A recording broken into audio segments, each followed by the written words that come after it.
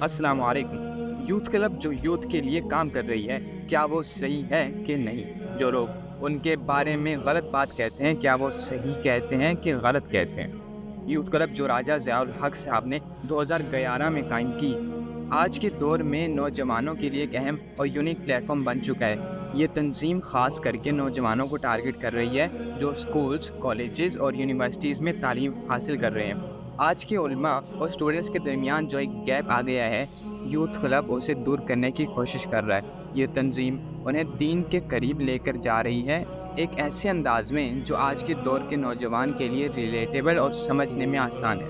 راجہ ضیاء الحق صاحب کا اپنا تعلیمی سفر بھی شاندار ہے۔ آکسفورڈ اور آسٹریلیا سے تعلیم حاصل کرنے کے بعد انہوں نے وہاں کا ماحول دیکھا، اس کو سمجھا اور اس نقصانات کو دیکھنے کے بعد پاکستان میں آ کر دین کے کام میں اپنی زندگی لگا دی۔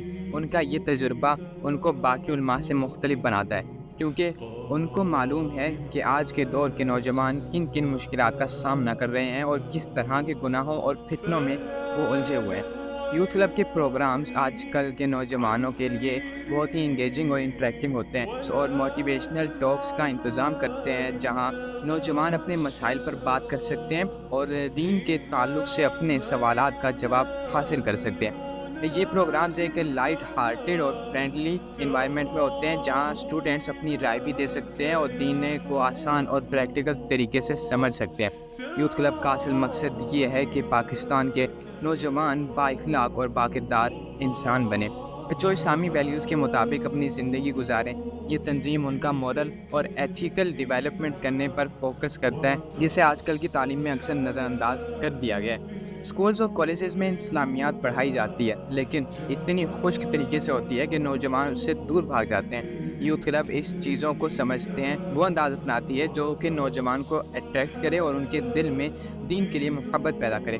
لیکن ہر اچھی چیز کے ساتھ کچھ نیگیٹو پوائنٹس بھی ہوتے ہیں۔ یوتھ کلب پر بھی کچھ لوگ تنقید کرتے ہیں۔ کچھ لوگ سمجھتے ہیں کہ یوتھ کلب کا اپروچ شاید زیادہ ماڈرن ہے اور وہ ٹریڈیشنل اسلامی تعلیم سے دور ہے۔ وہ کہتے ہیں کہ یہ تنظیم شاید اسلام کو ماڈرنزم کے ساتھ مکس کر رہی ہے، جو کہ ہر طرح سے صحیح نہیں ہے۔